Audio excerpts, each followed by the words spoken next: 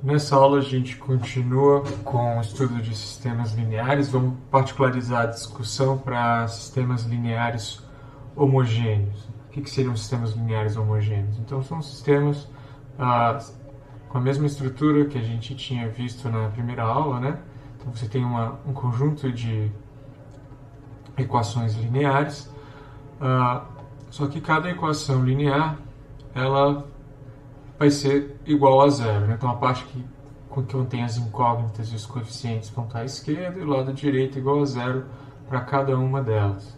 Eu tenho m equações e n incógnitas, certo? Então esse é um sistema que eu poderia ter escrito também matricialmente dessa forma aqui. Então ax igual a zero. E esse zero eu vou escrever sempre igual, né? Para qualquer contexto, né? Vou usar o mesmo símbolo, mas ele vai ter significados diferentes. Então aqui, por exemplo, esse aqui é o zero, o número real, zero, mas esse zero aqui, ele é uma matriz, né? Então A é uma matriz com entradas Azinho e J, é uma matriz com M linhas e N colunas, né? X também é uma matriz, vou escrever a matriz assim, é uma matriz coluna, né? Com N entradas, que são as N incógnitas, x1, x2, xn. E finalmente esse zero, o que é? Bom, esse zero também é uma matriz coluna, é uma matriz com M, né?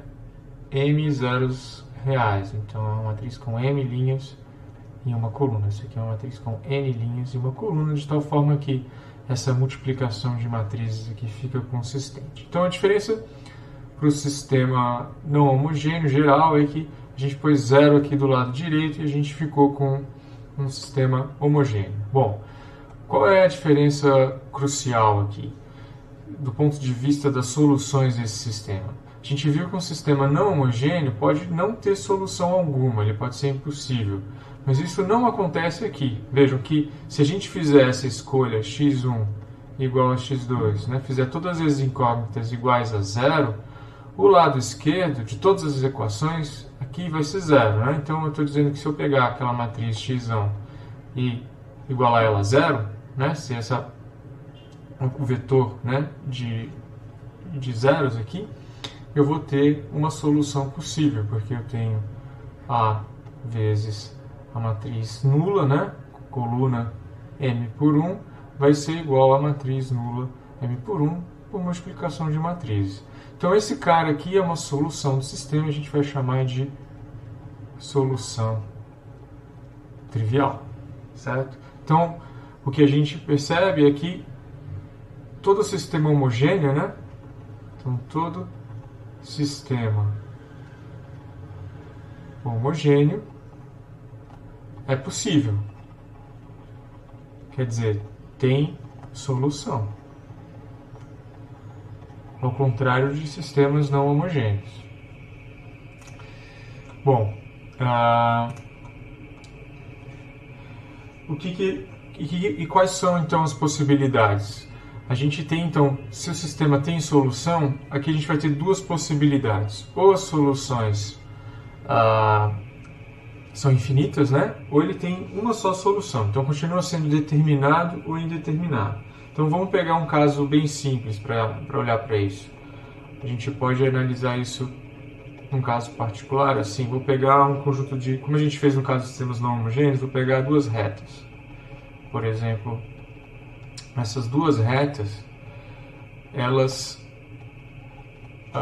têm que passar pela origem, né? Para que a gente tenha, quer dizer, como é um sistema homogêneo, elas são duas retas que passam pela origem. Aqui eu não quero nada trivial, então vou te dizer que A ou B igual a zero, ou C ou D igual a... diferente de zero, né? Diferente de zero. Eu não quero ambos, né, as constantes iguais a zero, em nenhum caso. É que eu tenho as duas retas, elas passam pela origem, mas elas têm inclinações diferentes, então elas não coincidem.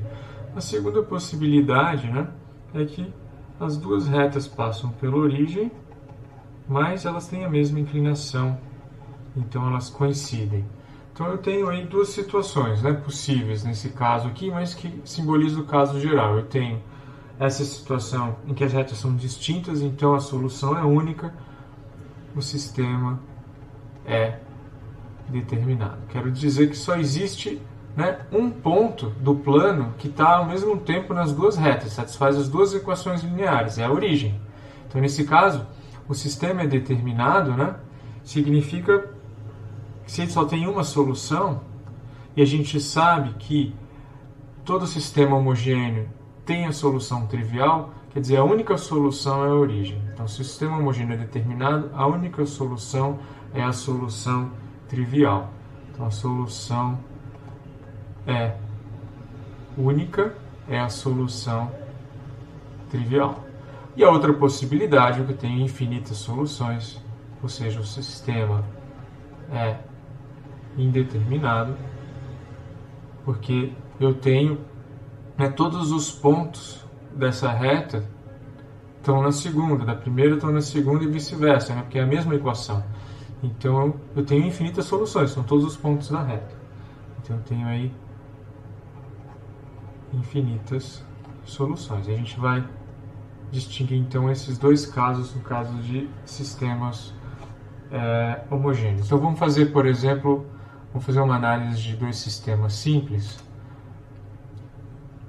para a gente entender o que pode acontecer. Então vou pegar um exemplo que é trivial. Por exemplo, eu tenho infinitas soluções que eu vou simbolizar dessa forma. Eu tenho só uma equação com duas incógnitas, certo? Então matricialmente, né, como é que é a matriz de coeficientes aqui?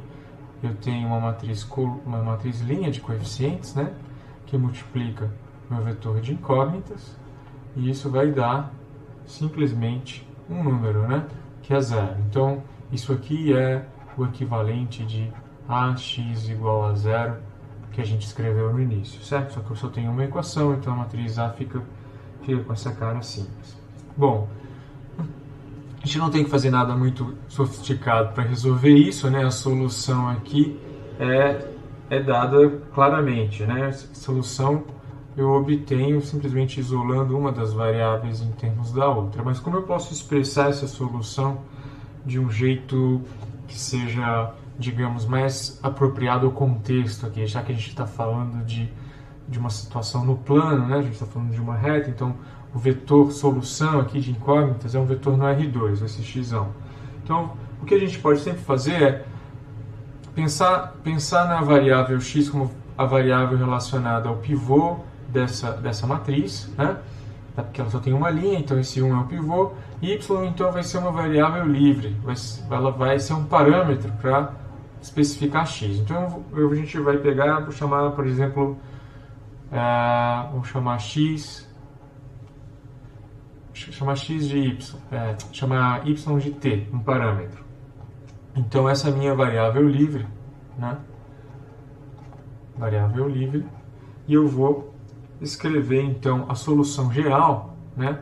A solução geral vai ser um vetor dessa forma, só que y é um parâmetro t, né?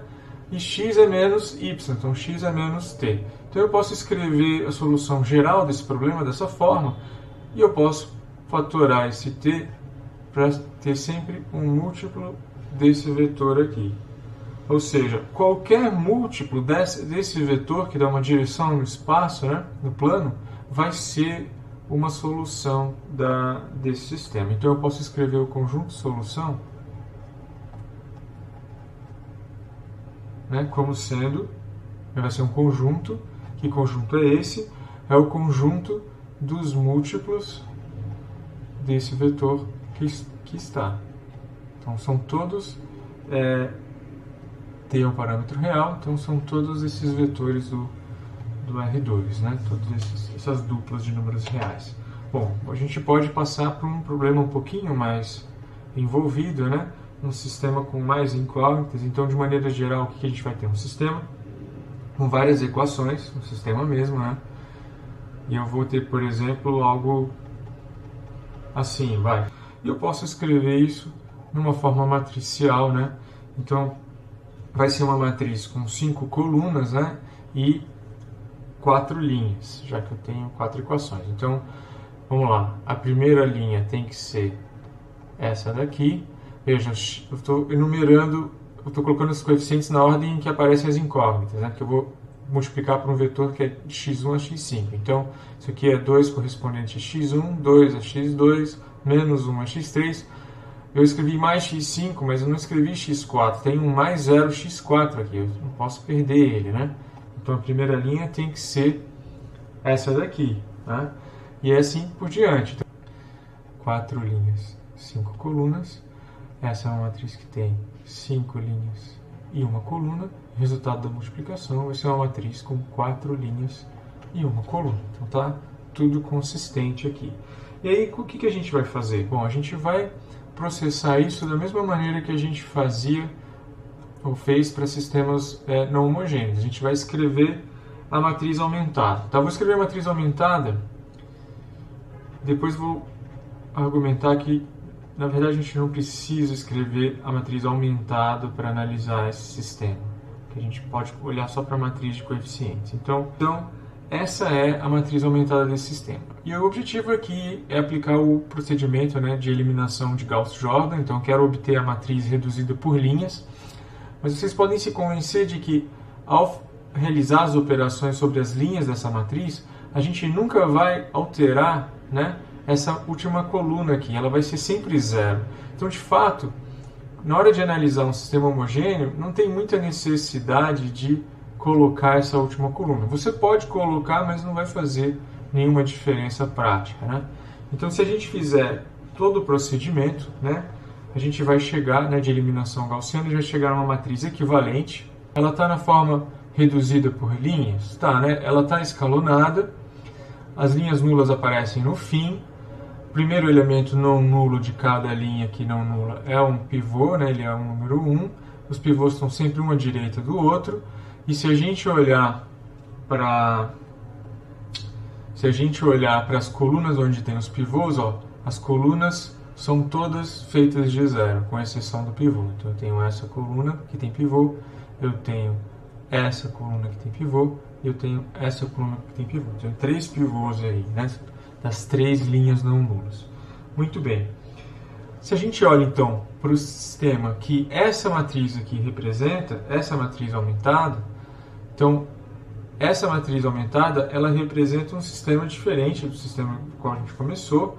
É um sistema mais simples, né? É um sistema que tem essa cara aqui. É uma forma, né, que me dá imediatamente a solução geral. O que eu faço nesse caso? Que eu tenho já a matriz reduzida por linha, eu vou fazer exatamente como antes. Eu vou escolher as variáveis dependentes para serem os pivôs, certo? Então eu tenho aqui x1, x3 e x4. Elas são minhas variáveis dependentes. As outras variáveis, x2 e x5, vão ser minhas variáveis livres, certo? Então eu vou chamar, por exemplo, x2, vou chamar de um parâmetro, eu vou chamar de s, e eu vou chamar x5 de t. E então eu vou ficar com uma parametrização das soluções, né, que é a seguinte: x1 é menos s, menos t, x3 é menos t, e x4 é simplesmente zero. Então eu tenho a solução geral desse sistema, né, meu vetor geral aqui de soluções, que é x1, x2, x3, x4, x5 vai virar x1 menos s menos t, x2 é s, x3 é menos t, x4 é zero e x5 é t. E aí é conveniente a gente separar, né, esses parâmetros s e t. Então eu vou fatorar. Isso é s vezes tudo que depende de s. Então isso é menos 1, 1, 0, 0, 0. Mais t vezes tudo que depende de t. Menos 1, 0, menos 1, 0, 1.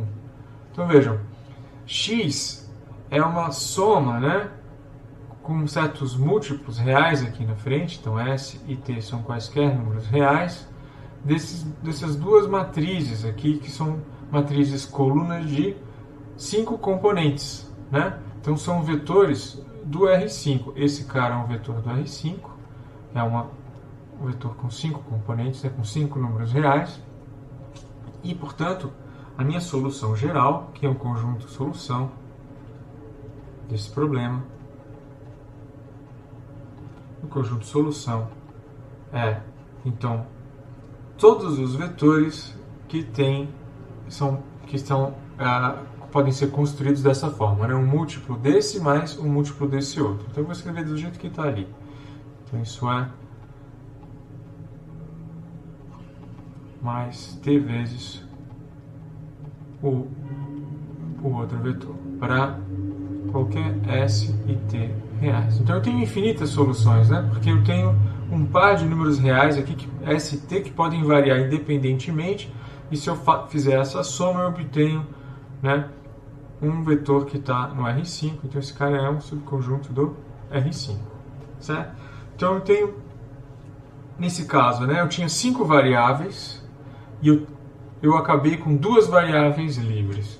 Então, existe uma forma da gente olhar para a matriz aumentada e para a matriz reduzida equivalente a ela e já saber quantas variáveis livres a gente vai ter, tá? Então eu vou introduzir uma noção aqui que é bastante útil, que é a de posto e nulidade de uma matriz, tá? Então eu vou primeiro definir o que é posto e nulidade de uma matriz. A gente vai ver esses mesmos conceitos em outro contexto.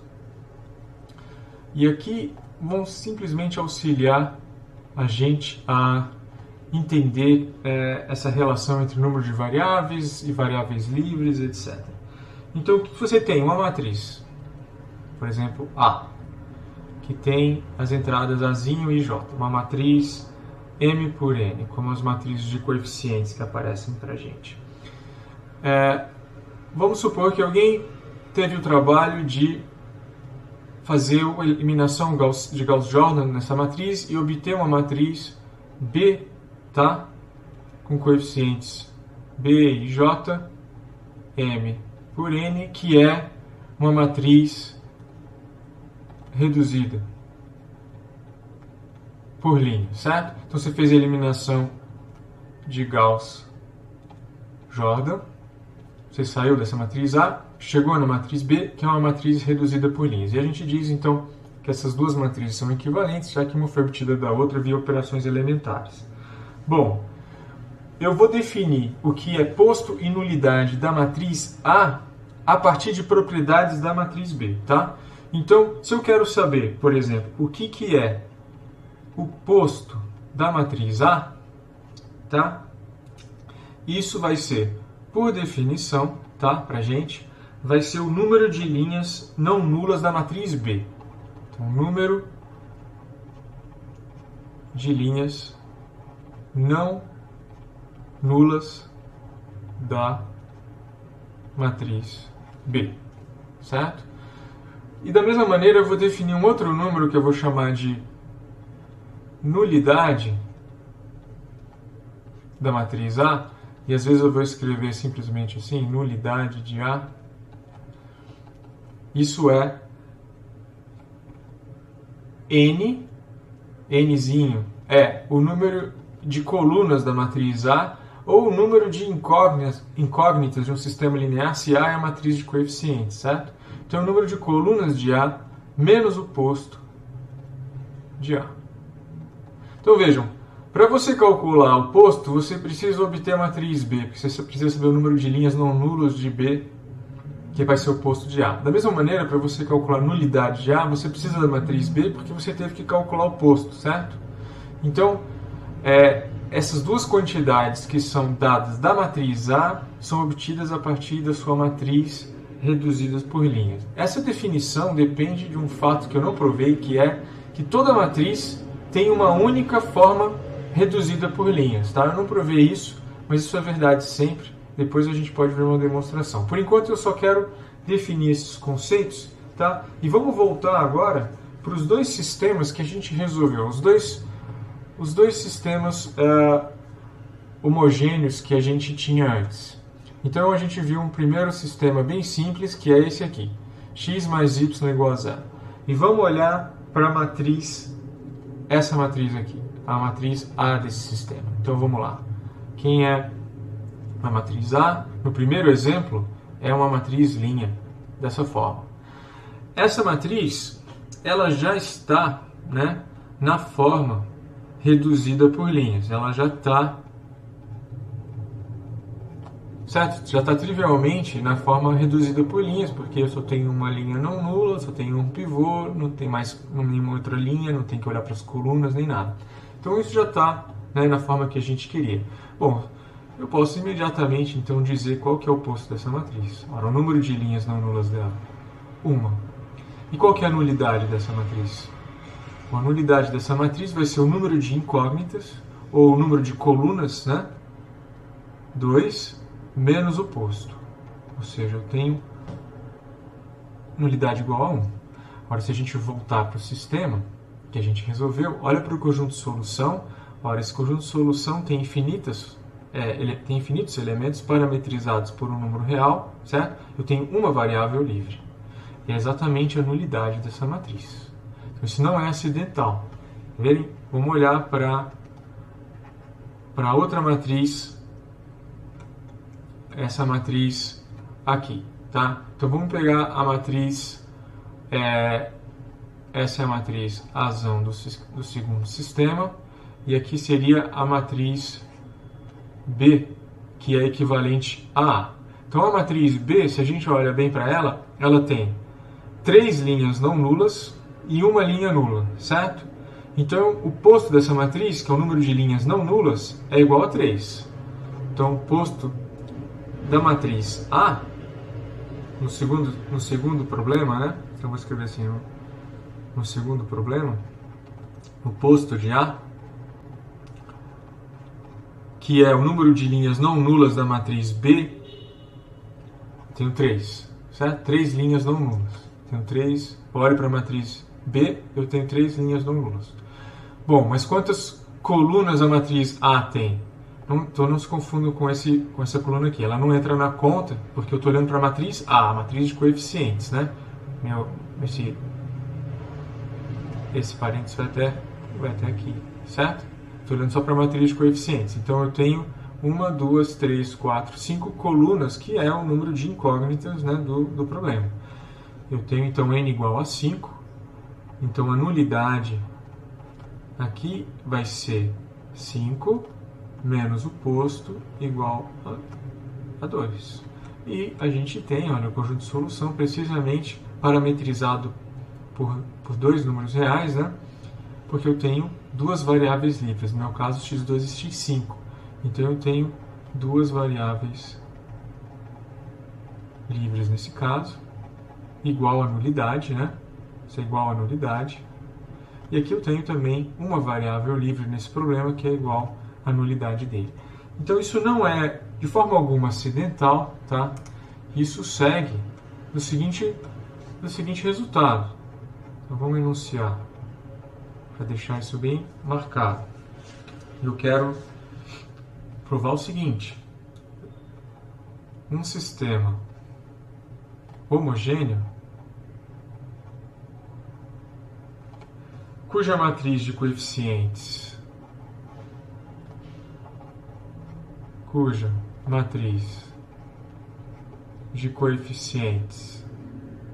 tem nulidade K,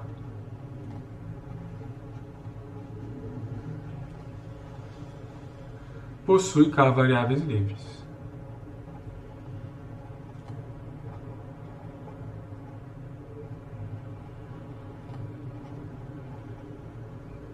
Ok? Bom, que é a afirmação, né, que está nessas duas observações, né, que a gente fez. Então, nos dois casos, o número de variáveis livres é igual à nulidade, né, da matriz de coeficientes azão. Bom, como é que a gente pode ver isso, né, de maneira relativamente simples? Então, meio que com palavras, né? você tem aí a sua matriz de coeficientes. Então, no caso geral, né, você tem uma matriz de coeficientes, ela é dada por exemplo, uma matriz com entradas A, zinho e J, é uma matriz M por N. Então, essa é a nossa matriz de coeficientes do problema. Certo? É a matriz que aparece multiplicando o vetor de incógnitas, x. Muito bem.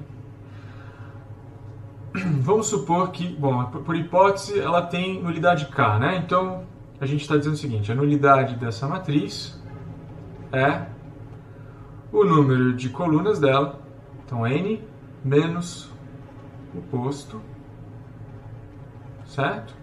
Isso a gente está dizendo que é igual a K, tá na hipótese lá, um K, um número inteiro positivo, ok?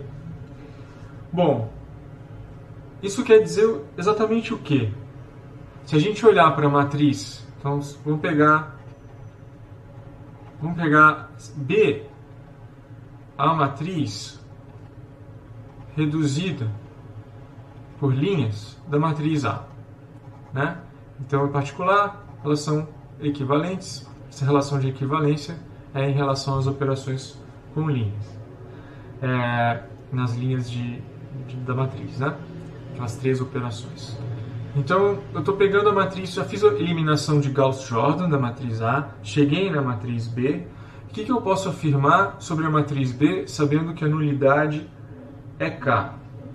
Que N representa o número de incógnitas nesse problema, né? E eu tenho, portanto, essa diferença positiva, quer dizer que eu tenho mais incógnitas do que eu tenho linhas não nulas, né? Eu tenho mais incógnitas do que linhas não nulas. Então eu tenho exatamente um número de pivôs igual ao número de linhas não nulas, né? Igual ao posto. Então o número de pivôs de B, né? É igual ao posto de A. É o que sobra, né? Pego as linhas não nulas, eu vou contar os pivôs, eu estou contando também o número de linhas não nulas. Então é a mesma coisa. Essa diferença, por ser positiva, me diz que algumas variáveis vão ficar em termos das outras, né? A diferença entre elas são justamente as variáveis que não são pivô, né? Do total de variáveis eu subtraio os pivôs, eu vou ficar com as variáveis livres. Ora, isso é exatamente o número da nulidade da matriz A. Então essa diferença vai me dar, né? Então, N total de incógnitas menos posto de A pivôs. Então eu tenho N incógnitas menos posto de A pivôs vai me dar K variáveis livres. Certo? Que era o que a gente esperava obter, certo? Então, em resumo, o que a gente tem no caso de sistemas homogêneos, né? O que a gente tem? Quais são as possibilidades? Bom, ele pode ser determinado. Se ele é determinado, então ele só tem uma solução. Certo? Ele não pode ter variáveis livres nesse caso. Se ele não tem variáveis livres, esse K tem que ser zero, ou seja, N tem que ser igual ao posto de A. Então, o posto da matriz de coeficientes tem que ser igual ao número de incógnitas ou ao número de colunas da matriz de coeficientes. E a segunda possibilidade é que a nulidade seja diferente de zero, né? Ela é positiva. Então, nesse caso, eu tenho variáveis livres, o sistema é indeterminado, eu tenho infinitas soluções. Então, o sistema é indeterminado quando eu tenho posto menor do que n, ou seja, quando a diferença n menos posto é positivo, e nesse caso, eu tenho quantas variáveis livres? Eu tenho n menos posto de A variáveis livres, né? Que dá uma medida do tamanho do conjunto de solução aí. Então, esse é, em suma, né, o que pode acontecer para um sistema homogêneo. Bom, a gente pode também fazer uma análise, né, nas mesmas linhas para um sistema não homogêneo, né? Como ficaria no caso de um sistema de equações lineares não homogêneo, né? Se eu quero analisar as soluções de um sistema desse com as mesmas ferramentas, olhando para o posto e para a nulidade de uma matriz, da matriz de coeficientes. Então vamos lá. Nesse caso eu tenho um sistema que é dessa forma aqui, onde essa matriz coluna B não é a matriz nula, né? Ou seja, não é uma matriz coluna de zeros, como no caso do sistema homogêneo. Então aí, aqui é muito importante a gente olhar para a matriz aumentada, porque a gente sabe que não necessariamente o sistema tem solução. Então, diferente do caso homogêneo, a gente deve olhar para a matriz aumentada. Então vamos supor, né? Então a matriz aumentada, a gente está escrevendo com esse símbolo aqui. Então a matriz aumentada é a matriz de coeficientes e a gente coloca do lado dela a coluna de vetores das constantes B. E vou pegar, por exemplo, vamos pegar uma situação em que o posto da matriz aumentada é maior do que o posto da matriz de coeficientes. O que isso significa? Vou pegar um sistema qualquer, tá? Então, o que aconteceu? Eu peguei um sistema qualquer que é dado pela seguinte matriz aumentada. Vamos supor que ele seja dado por essa matriz aqui. Sei lá. Uma matriz que não está escalonada, ok? Não está na forma reduzida. Não está na forma reduzida por linhas. Então, alguém me deu um sistema de equações lineares que produz essa matriz aumentada. Bom, se eu quero analisar o posto dessa matriz, eu preciso fazer a eliminação de Gauss-Jordan, obter a forma reduzida dela. E aí você vai ter um certo trabalhinho, né, para fazer todos os passos aí das operações elementares sobre as linhas dessa matriz, mas eventualmente você vai chegar nessa forma aqui, que é a matriz reduzida por linhas. Então, se eu quero saber quem é o posto dessa matriz aqui, eu preciso olhar para essa, né? E aí eu conto quantas linhas não nulas eu tenho. Ora, eu tenho o posto dessa matriz, que é o número de linhas não nulas da sua matriz reduzida. Eu tenho 3. Tenho 3 pivôs, né? Posso contar também os pivôs. Tenho 3 pivôs. Então eu tenho 3. Qual que é a nulidade dela? Ora, a nulidade dessa matriz, só para calcular, embora o meu argumento não gire em torno disso, agora a nulidade dessa matriz vai ser o número de colunas dela. Agora eu estou contando todas as colunas, eu tenho 4 colunas menos o posto, então eu tenho uma nulidade igual, tá? Agora, eu quero comparar de fato o posto da matriz aumentada com o posto de A. Eu posso calcular o posto de A também. Não preciso fazer todas as contas de novo, né? Porque essa aqui é a matriz A e essa aqui é a matriz, digamos, equivalente por linhas, né? Vou chamar de matriz E, equivalente por linhas à matriz A. E a gente vê que ela tem uma linha nula, né? Portanto, o posto dessa matriz A é 2, é inferior ao posto da matriz aumentada. E o que isso diz para a gente? Ora, se a matriz aumentada, equivalente por linhas, a matriz aumentada original é essa aqui, né? A gente vê que o sistema linear que essa matriz aumentada de K representa é um sistema impossível. Porque se a gente olha para a última linha, olha para a última linha. A última linha é aquela que é 0 para a matriz A, mas é não nula nessa coluna, na última coluna, né?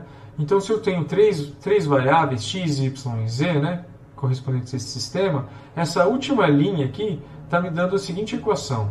0x mais 0y mais 0z igual a 1. Ou seja, ela está me dando uma equação do tipo 0 igual a 1. Né? Ou seja, eu tenho uma inconsistência aqui. Então,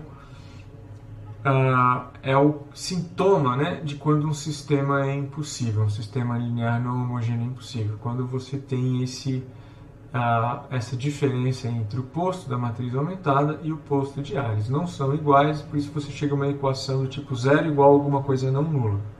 Então essa situação, né, ela é aquela que caracteriza sistemas impossíveis. É claro que o posto da matriz aumentada é sempre maior ou igual ao posto de A. Então ele pode ser estritamente maior, mas ele pode ser igual. Quando ele for igual, é que a gente está numa situação em que a gente tem soluções. E a gente pode analisar esse caso em particular. Então, se eu tenho, né, vamos escrever, se eu tenho o posto da matriz aumentado maior que o posto da matriz A, então a matriz A tem mais linhas nulas que a B na forma escalonada reduzida, que foi o que a gente observou ali, né? Então, a matriz A tem mais linhas nulas que a matriz aumentada em suas respectivas formas reduzidas, né? Então, em suas formas reduzidas, né? E isso nos diz o seguinte, então, tem pelo menos uma linha, basta uma, né? Para o sistema ficar impossível. Então, tem uma linha que dá a equação, uma equação assim, 0x1 mais 0x2, etc., mais 0xn, né, que seria a última linha, é igual a uma certa constante k diferente de zero, né? E aí o sistema é impossível. Então essa é a diferença importante entre sistemas homogêneos e não homogêneos, né? Um sistema não homogêneo pode não ter solução, basta que o posto da matriz aumentada seja maior que o posto da matriz de coeficientes. Bom, a situação é essa aqui, né? Se a gente tem, então, se o posto da matriz aumentada é maior que o posto de A, o sistema é impossível. Outra possibilidade é que esses dois números sejam iguais. Mas eles não necessariamente têm que ser igual ao número de incógnitas. Então pode ser igual a um certo P menor que N, o número de incógnitas. Então a gente sabe, né, que nesse caso a gente vai ter N menos P variáveis livres. Pelo mesmo argumento que eu apresentei antes no caso de sistemas homogêneos. Então a gente vai ter infinitas soluções e elas são todas parametrizadas por essas N-P variáveis livres. E é claro que se você tem a situação, né? Então o sistema aqui é sistema indeterminado,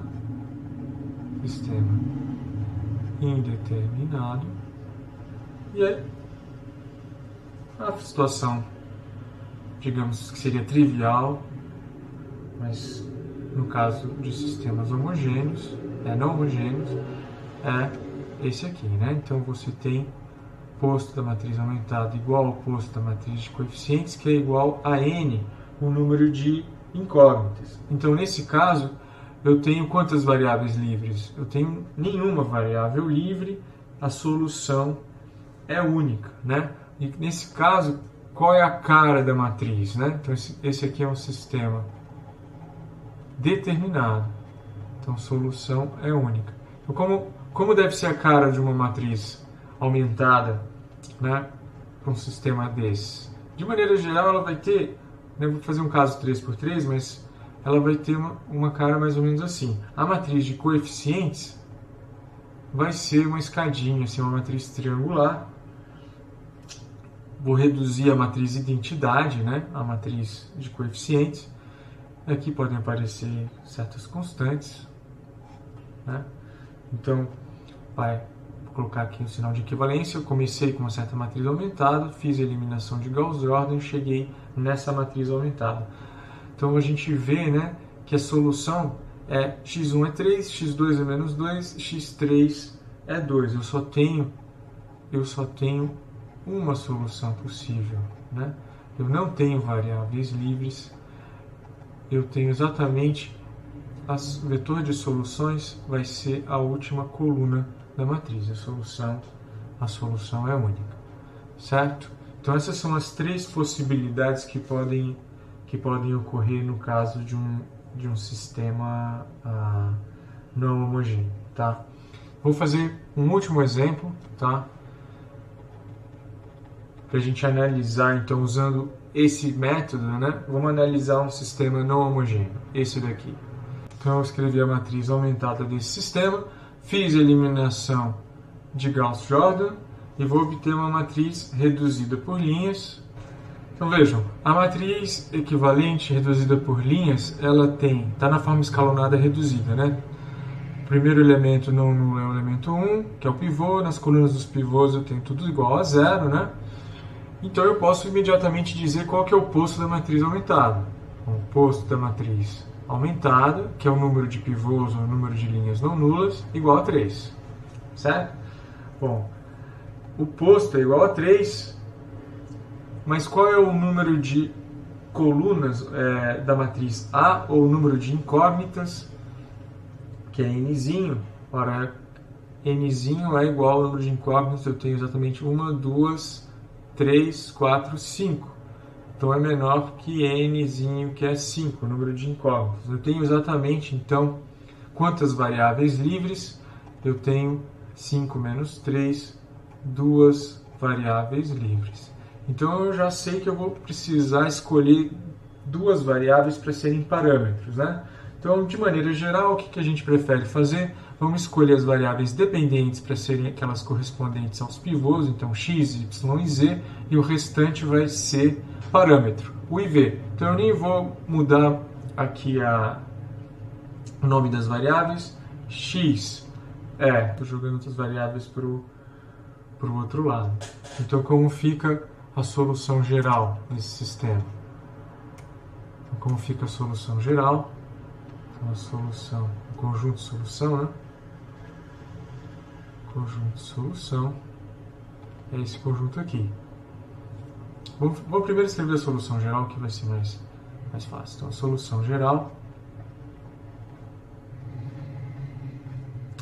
é x, y, z, u, v. Então, isso é 24 mais 16u menos 19v, y é 75 mais 9u menos 11v, z é 31 mais 3u menos 4v, eu tenho u, v, certo? Então eu vou fatorar u e v, tudo que não tem nem u nem v eu vou separar num vetor constante assim. Aqui é 0, 0, já que não tem nem u nem v. Tudo que u multiplica, então 16, 9, 3, 1, 0, mais v, que é tudo que multiplica v, menos 19, menos 11, menos 4, 0, 1. Então a gente pode agora olhar para esse sistema, né? E vamos esquecer por enquanto, né? Vamos esquecer que o sistema não é homogêneo. Então, vamos supor que essa coluna fosse de zeros. O processo de escalonamento, né, a eliminação de Gauss-Jordan, ele vai atuar da mesma forma na matriz de coeficientes A, né?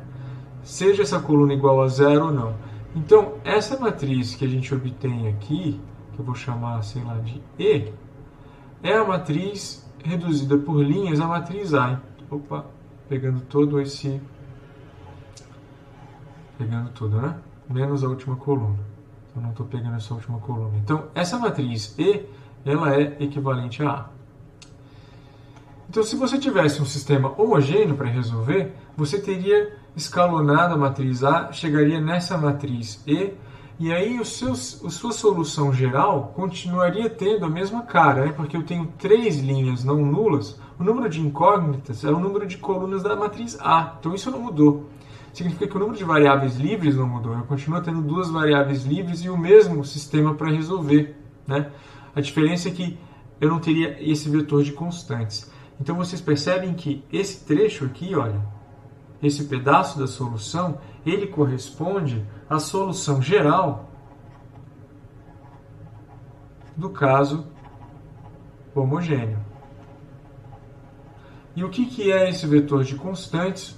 Esse vetor de constantes é uma solução particular do sistema não homogêneo, ou seja, esse vetor aqui, se você colocar no sistema, você vai ter uma solução. Aí você acrescenta a ele todas as possíveis combinações aqui desses outros vetores da solução geral do sistema homogêneo e você obtém a solução geral do sistema não homogêneo.